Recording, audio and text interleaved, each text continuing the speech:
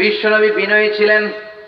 বিশ্বনবী দোয়া করতেন, আল্লাহুম্মা জাআলনি সাবুরা ওয়া জাআলনি শাকুরা ওয়া জাআলনি ফি আইনি সাগীরা ওয়া ফি আ'য়ুনিন নাসি কাবীরা। আল্লাহ, আপনি আমারে সবরকারী বানান, আপনি আমারে শুকরগুজার বান্দা বানান, আমার চোখে আপনি আমারে ছোট বানান, গোটা বিশ্বের মানুষের চোখে আপনি আমারে বড় বানান। ঠিক কিনা? আপনি নিজের চোখে নিজে ছোট থাকবেন, বিনয়ী থাকবেন, হাম্বল হবেন, গোটা বিশ্বের মানুষের চোখে আপনারা বড় করে দিবে কে? আল্লাহ। আর নিজের চোখে যদি নিজের বড় মনে করেন, নিজেই যদি নিজেকে অ্যানাউন্স করেন যে আমি আল্লামা, আমি বড় লাট সাহেব, তাহলে গোটা বিশ্বের সামনে আপনারা অপমানিত করবে কে? আল্লাহ। মহাবিশ্বের সবচেয়ে বিনয়ী ব্যক্তিত্ব ছিল বিশ্বনবী, leader of the most humble personality in the world. পৃথিবীর সবচেয়ে বিনয়ী লোক ছিলেন বিশ্বনবী। এত বিনয়ী তিনি ছিলেন, কারো সাথে মুসাফা করলে ওই লোকটা হাত টেনে নেওয়ার আগ পর্যন্ত বিশ্বনবী নিজের হাত টেনে নিতেন না। এখন সুবহানাল্লাহ।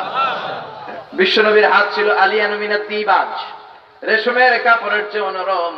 এত নরম হাত যখন কেউ মুসাফার মধ্যে পেত, কেউ বিশ্বনবীর হাত ছাড়তে চাইতো না। জোরে বলেন ঠিক কিনা? এত বিনয়ী ছিলেন বিশ্বনবী। ছিলেন সব বিনয়ীদের লিডার। কারণ ছিল সব অহংকারীদের লিডার, ফেরাউনরা হচ্ছে সব অহংকারীদের লিডার, আবু জাহেল হচ্ছে অহংকারীদের লিডার, স্বৈরাচারীদের লিডার। ঠিক কিনা? Leader of the most arrogant personality in the world. কিন্তু অহংকারী হয়ে কোনো লাভ হয় নাই। Up to the day of judgement, কিয়ামত পর্যন্ত তাদের উপরে আল্লাহর লানত আর গজব আছে না নাই? ফেরাউনের নাম শুনলে আমরা কি বলি? লানাতুল্লাহি আলাইহি, গযবুল্লাহি আলাইহি। আবু জাহেলের নাম শুনলে আমরা কি বলি? লানাতুল্লাহি আলাইহি। সৌদি সরকার আবু জাহেলের বাড়ির মধ্যে লেট্রিন করে দিচ্ছে, জানেন তো আপনারা? লক্ষ লক্ষ হাজী সাহেব হজ করতে যায়, তার বাড়িতে পায়খানা কইরা ভরাই দিয়ে আসে।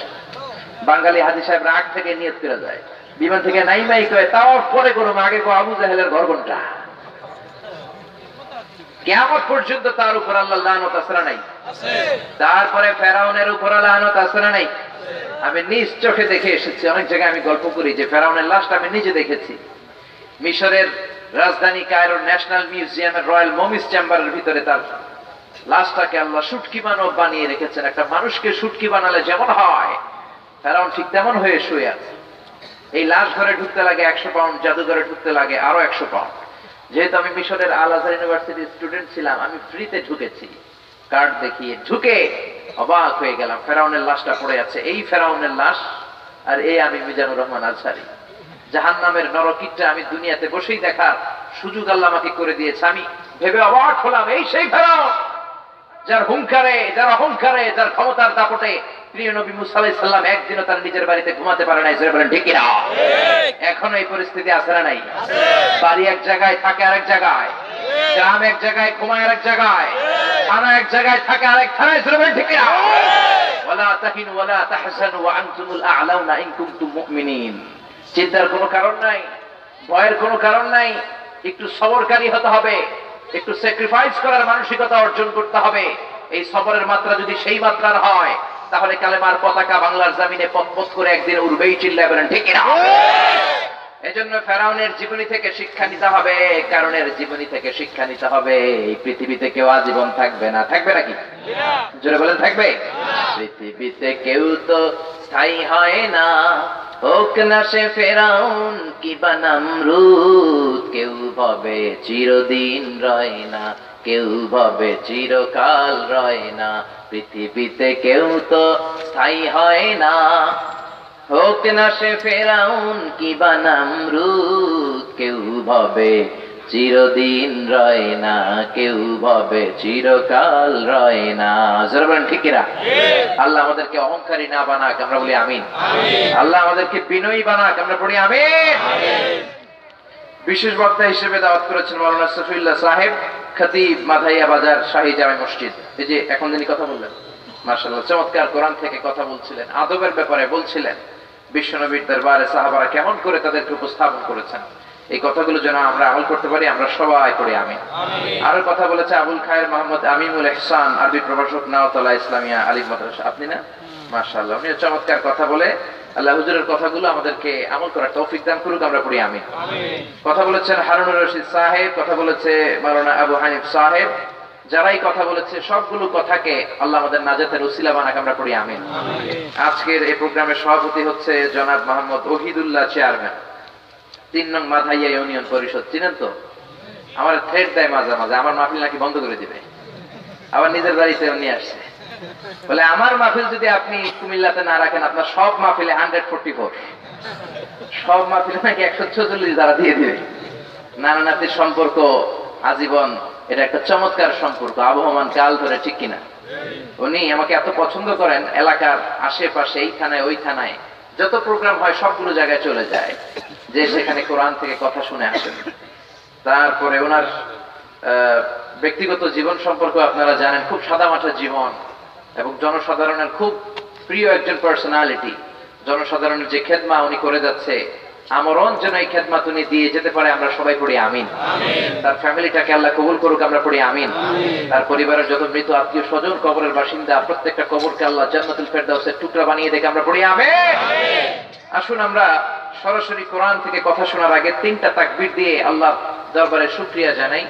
এক একটা তাকবীরে যাতে এই প্যান্ডেল স্টেজ কেঁপে ওঠে, এরকম করে তাকবীর দিতে হবে। রাজি আছেন তো? কষ্ট হবে না তো? আমি লিল্লাহি তাকবীর বললে আপনারা পড়বেন আল্লাহু আকবার। কি পড়বেন? সবাই রাজি আছেন? পড়েন লিল্লাহি তাকবীর, লিল্লাহি তাকবীর, লিল্লাহি তাকবীর। আল্লাহ আমাদের তাকবীর গুলো কবুল করে নেক, আমরা পড়ি আমিন। আজকে আমরা যে বইটা থেকে কথা শুনবো, বইটার নাম কোরআন। কি নাম? আর জোরে বলেন কি নাম? এখানে লেখা হয়েছে কোরআন শরীফ, কিন্তু হুজুর বলেছে কোরআন কারীম, আল কোরআন আল কারীম। এখানে আছে কোরআন শরীফ। বাংলাদেশের বিভিন্ন কোরআনে কোরআন শরীফ লেখা থাকে, কিন্তু ইনফ্যাক্ট শরীফ শব্দটাই কোরআনে নাই। শরীফ শব্দটাই, এবং আল্লাহ কোরআনের 30 পারার 114টা সূরার কোন জায়গায় কোরআনকে কোরআন শরীফ বলে উল্লেখ করে নাই। কি বলেছেন? কোরআন। রব্বুল আলামিন বলেন বাল হুয়া কুরআনুম মাজিদুন ফি লাওহিম মাহফুজ। বাল হুয়া কুরআনুম মাজিদ ফি লাওহিম মাহফুজ। এটার নাম হচ্ছে কোরআনে মাজিদ। এটার নাম কি? সবাই বলেন কি নাম? এটা হলো কোরআনে মাজিদ ফি লাওহিম মাহফুজ, লৌহে মাহফুজের বাড়ি। তার মানে কোরআনের একটা সুন্দর নাম আমরা পেলাম, কোরআনে মাজিদ। কি নাম? সবাই বলেন কি নাম? এরপর হুজুর যেটা বললেন এটাও কোরআনে আছে, ইন্নাহু লাকুরআনুম কারীমুন ফি কিতাবিম মাকনুন। সূরা ওয়াকিয়াতে আল্লাহ বললেন নিশ্চয় এটা হলো কোরআনে কারীম, মানে সম্মানিত কোরআন, মর্যাদাপূর্ণ কোরআন। ফি কিতাবিম মাকনুন, কিতাবুম মাকনুন হলো লৌহে মাহফুজের অপর নাম, ঠিক কিনা? তার মানে আমরা একটা নাম পেলাম কোরআনে মাজিদ, আবার পেলাম কোরআনের আরেক নাম কোরআনে কারীম। এরপরে আল্লাহ বলছেন ইয়াসিন ওয়াল কোরআনিল হাকীম। আরেকটা নাম পেলাম কোরআনে হাকীম। কত সুন্দর সুন্দর নাম! কোরআন মাজিদ, কোরআনে কারীম, কোরআনে হাকীম। এগুলো বাদ দিয়ে আমরা কি বলি? কোরআন শরীফ। এখন থেকে কোরআন শরীফ বলবেন না কোরআনে মাজিদ বলবেন? কোরআন শরীফ বলবেন না কোরআনে কারীম বলবেন? কোরআন শরীফ বলবেন না কোরআনে হাকীম বলবেন? আল্লাহ বললেন বাল হুয়া কুরআনুম মাজিদ, এই কোরআন হলো সম্মানিত কোরআন। ফি লাওহে মাহফুজ, লাওহে মাহফুজে কোরআনের বাড়ি করে দিয়েছে কে? আল্লাহ। ফাওকাস সামাই সাবিআ, সপ্ত আকাশের উপরে লাওহে মাহফুজ। তুলুহু মা বাইনা সামাই ওয়াল আরদ, আকাশ থেকে জমিন যত লম্বা, লাওহে মাহফুজ ঠিক তত লম্বা। ওয়া আরদুহু মা বাইনাল মাশরিকি ইলাল মাগরিব, পৃথিবীর পূর্ব প্রান্ত থেকে পশ্চিম প্রান্ত যত দূর, লাওহে মাহফুজের প্রশস্ততাও ঠিক তত দূর। জোরে বলেন আল্লাহু আকবার। ওয়া হিয়া মিন দুররাতিন বাইদা, সাদা ঝলঝলে ঝকঝকে মণি মুক্তা দিয়ে কোরআনের বাড়ি লাওহে মাহফুজকে তৈরি করে দিয়েছেন কে? আল্লাহ। আল্লাহ বললেন কোরআনের মর্যাদাকে শুধু আমি বাড়িয়েছি, এমন কোন সেক্টর নাই, এমন কোন দিক নাই, এমন কোন ভাবে কেউ প্রমাণ করতে পারবে না যে কোরআনের মর্যাদা কম। জোরে বলেন ঠিক কিনা? ঠিক। সব দিক থেকে কোরআনের মর্যাদা বাড়িয়ে দিয়েছে কে? আল্লাহ। এজন্য আল্লাহ বললেন গোলাম এমন কিতাব দিলাম, গোটা বিশ্বের সবাই মিলে যদি কোরআন থেকে ভুল খুঁজতে চাও, কেউ কোনো ভুল খুঁজে পাবে না। পাবেন কি? যালিকাল কিতাবু লা রাইবা ফীহি হুদাল লিল মুত্তাকিন। This is the book whereof there is no doubt in it and a guidance to those who are muttaqin. এটা এমন বই যে বই একটাও ভুল নাই, একটাও সন্দেহ নাই, একটাও সংশয় নাই। মুত্তাকিনদের জন্য বইটারে হেদায়েতের মার্কাজ করে পাঠালেন কে? আল্লাহ। অনেকে এই কোরআনের ভুল খুঁজতে চেয়েছিল কিন্তু খুঁজে বের করতে পারে নাই। কোরআনের ভুল খুঁজতে যে তারা তাদের নিজের জীবনের বড় ভুলটাই খুঁজে পেয়েছে। যারা বলেন ঠিক কিনা? ডক্টর মরিস বুকাইলির কথা আমি অনেক সময় বলি, ফ্রান্সের বিখ্যাত সার্জন। তার প্ল্যান ছিল আমি কোরআনের ভুল খুঁজে বের করব, কিন্তু কোরআন পড়তে যেয়ে দেখে কোরআন আরবি ভাষায়, কোরআন আরবি ভাষায় লেখা। আরবি তো সে বুঝে না, সে ফ্রান্সের মানুষ, তার ভাষা হচ্ছে ফ্রেঞ্চ। সে চলে গেল সৌদি আরবে। সৌদিতে যে 5 বছর আরবি ভাষা শিখার পরে এবার কোরআন খুলেছে, কোরআনের ভুল খুঁজে বের করবে। এবার সে আরবি জানে। 5 বছর আরবি শিখার পরে যেদিক দিয়ে পড়ে ওদিক দিয়েই বুঝে। সূরা ফাতিহা থেকে ভুল খোঁজা শুরু করছে, ভুল পায় নাই। বাকারাতে ভুল খোঁজা শুরু করেছে, পায় নাই। আলে ইমরানে শুরু করেছে, পায় নাই। সূরাতুন নিসাতে ভুল খোঁজা শুরু করেছে, পায় নাই। পড়তে পড়তে সে অবাক হয়ে গেল।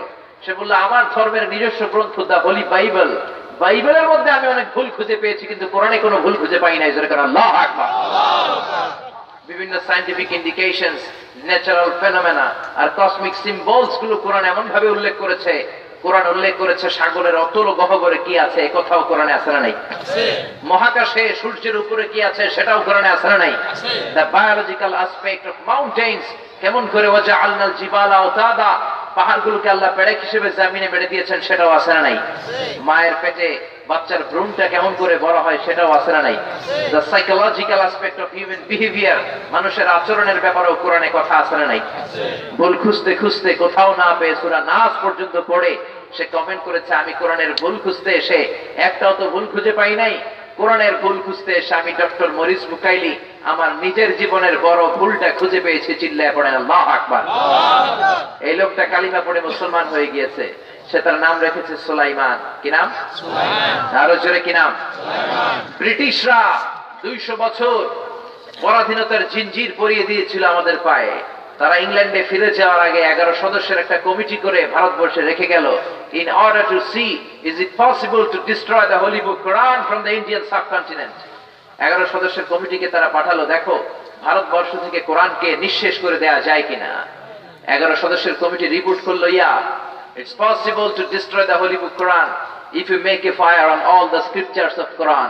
ভারতে রাখা যতগুলো কোরআন আছে সবগুলো যদি আগুন দিয়ে জ্বালিয়ে দাও, তাহলে ভারত থেকে কোরআন দূর হয়ে যাবে। নাউজুবিল্লাহ পড়বেন না?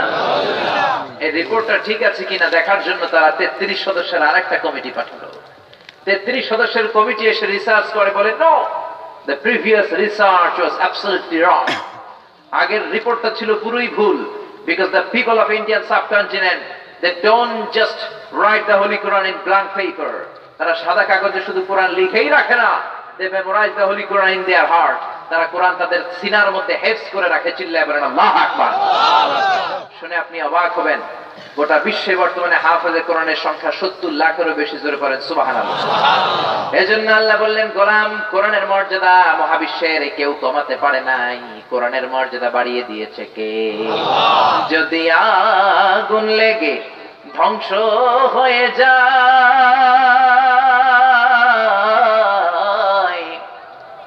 ধ্বংস হয়ে যায়, যদি আগুন লেগে যাই পুড়ে যাই পৃথিবীর সব বইয়ের দোকান, বিশ্ব থেকে হারাবে না পবিত্র কোরআন, বিশ্ব থেকে হারাবে না পবিত্র কোরআন। পড়েন আল্লাহু আকবার। গোটা বিশ্বের সব কোরআনগুলো আগুন দিয়েও যদি জ্বালিয়ে দেন, পৃথিবী থেকে কোরআন দূর করা যাবে না। চিল্লায় বলেন ঠিক কিনা? কারণ আমার হাফেজ ভাইদের কলিজায় কোরআনকে রেখে দিয়েছে কে? আল্লাহ বললেন, গোলাম, কেমন করে আমি কোরআনের মর্যাদা বাড়ালাম শোনো শোনো। 104টা আসমানি কিতাব এই পৃথিবীর বুকে পাঠিয়েছি। কোরআনকে আমি 104টা আসমানি কিতাবের শ্রেষ্ঠ গ্রন্থ করে পাঠিয়েছি। জোরে কোন ঠিক কিনা? 104টা আসমানি গ্রন্থের মধ্যে সবচেয়ে সেরা কিতাব কোনটা? আরো জোরে বলেন। আবার বিশ্বনবী বললেন, কোরআনকে আমি সাইয়েদনা মুসার উপরে নাযিল করি নাই, সাইয়েদনা ঈসার উপর নাযিল করি নাই, দাউদের উপর নাযিল করি নাই। গোটা বিশ্বের নবীদের সম্রাট বিশ্ব নবী মুহাম্মাদুর রাসূলুল্লাহ সাল্লাল্লাহু আলাইহি সাল্লামের উপর কোরআনকে নাযিল করে কোরআনের মর্যাদা আরো এক ধাপ বাড়িয়ে দিয়েছি। ঠিক কি না? আবার মহাবিশ্বে ভাষার কোনো শেষ নাই। যে কোনো ভাষায় চাইলে আমি কোরআনকে নাযিল করতে পারতাম। ভাষার যে কত ডাইভার্সিটি হয়, মিশরে যাওয়ার আগে আমি বুঝিই নাই। 2008 যখন মিশরে গেলাম, ধর্ম মন্ত্রণালয়ে একটা পরীক্ষা দিয়ে আমি বাংলাদেশের প্রথম স্থান অধিকার করলাম। মিশর সরকার আমাকে নিয়ে গেল। যাওয়ার পরে ওখানে দেখি students of more than 100 nationalities wish to study, stay and dwell in the same place. একই জায়গায় 104টা দেশের ছাত্র আমরা পড়তাম। একজনের ভাষা আরেকজন বুঝি না। আমি বাংলায় বললে পাকিস্তানিরা বুঝে না, পাকিস্তানিরা বললে আরবরা বুঝে না, আরবরা তাদের কলোকিয়াল ল্যাঙ্গুয়েজে কথা বললে ইংরেজরা বুঝে না, ইংরেজরা নিজেদের মধ্যে কথা বললে আফ্রিকানরা বুঝে না, আফ্রিকানরা ওদের ভাষায় কথা বললে চাইনিজরা বুঝে না, আবার চাইনিজরা যখন ওদের ভাষায় ইয়াং ফিয়াং জিয়াং শিয়াং খিয়াং এবং সাং সাং করে কথা বলে তখন আমরা কেউই কিছু বুঝি না, চিল্লায় বলেন আল্লাহু আকবার। আল্লাহ বলেন চাইলে আমি চাইনিজ ভাষায় নাজিল করতে পারতাম, পারতেন না? মহাবিশ্বে এখন চাইনিজদের সংখ্যা সবচেয়ে বেশি। মান্দারিন ভাষায় আল্লাহ কোরআন নাজিল করতে পারতেন। মান্দারিন ভাষায় পৃথিবীর একটা দেশের লোক কথা বলে, শুধু চীনের লোক। মান্দারিন ভাষার জগতে প্রথম ভাষা, সবচেয়ে বেশি লোক যে ভাষায় কথা বলে নাম হলো মান্দারিন। এই মান্দারিনে চাইলে আল্লাহ কোরআন নাজিল করতে পারতেন। ইংরেজিতে পারতেন, উর্দুতে পারতেন, সুহাইলি ভাষায় পারতেন, ডাচ ভাষায় পারতেন, ওলন্দাজ ভাষায় পারতেন। আল্লাহ বলেন না, জান্নাতীদের ভাষা আরবি, বিশ্বনবীর ভাষা আরবি। এজন্য মহাবিশ্বের সবচাইতে সেরা ভাষা আরবি ভাষায় কোরআন নাজিল করে কোরআনের মর্যাদা বাড়িয়ে দিয়েছে কে?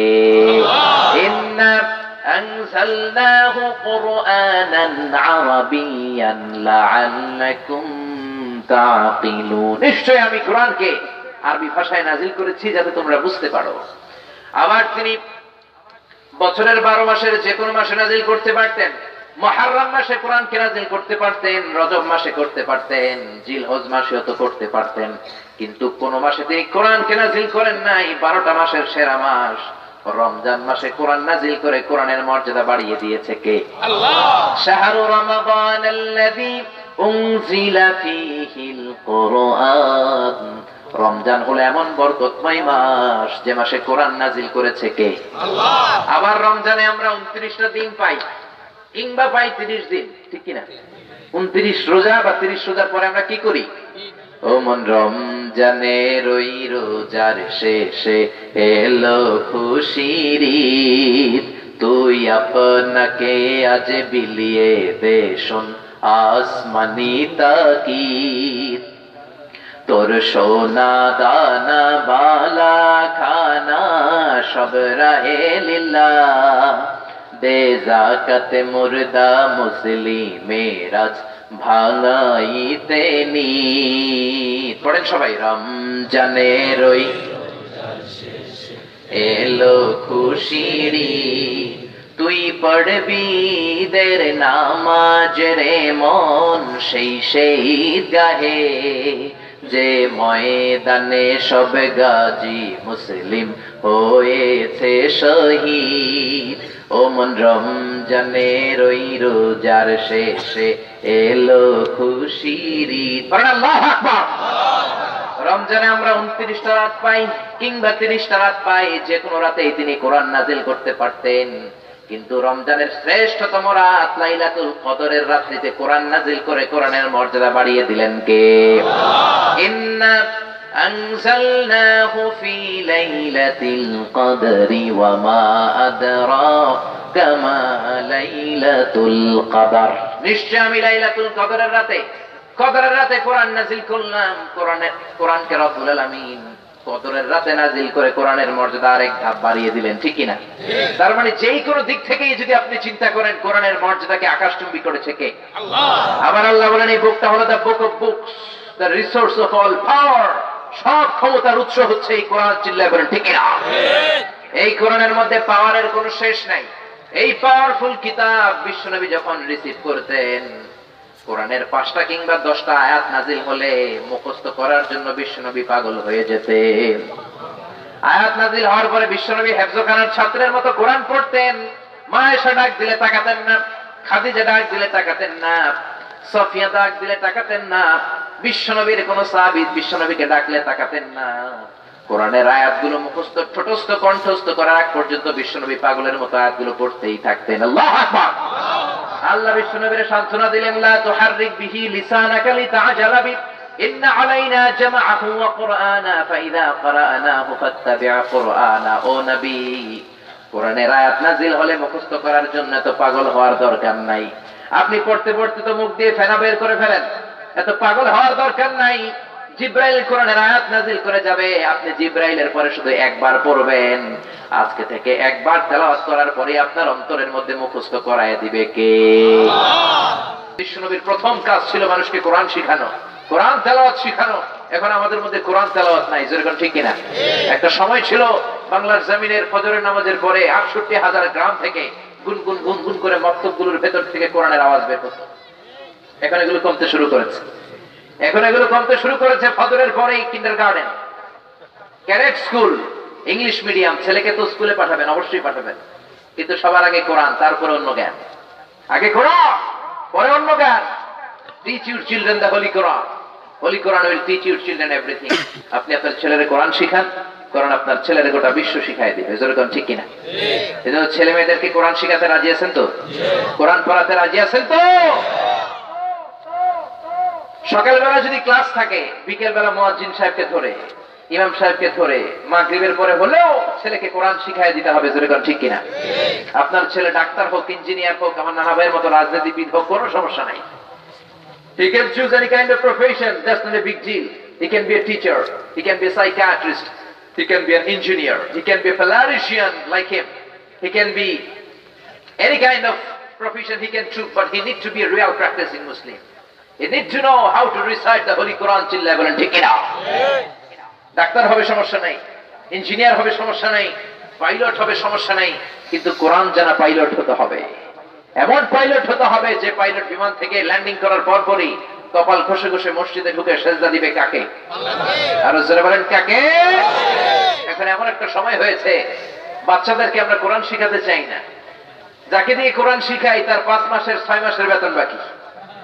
আর গান শিখাতে গেলে, নাচ শিখাতে গেলে, মডার্ন কালচার শিখাতে গেলে 6 মাসের টাকা অ্যাডভান্স দিয়েও সিরিয়াল পাওয়া যায় না। যেরকম ঠিক কিনা? ধর্মপ্রাণ, ধর্মপ্রাণ, আমরা বড়ই ধর্মপ্রাণ, নামাজ রোজার কিছু নাই, ভুলেও ধরি না কোরআন। ধর্মপ্রাণ, রোজ সকালে শুনতাম আগে আল কোরআনের বাণী রে, আল কোরআনের বাণী। এখন শুনি সারে গামার দীপ্ত ফ্যান ফ্যানানি।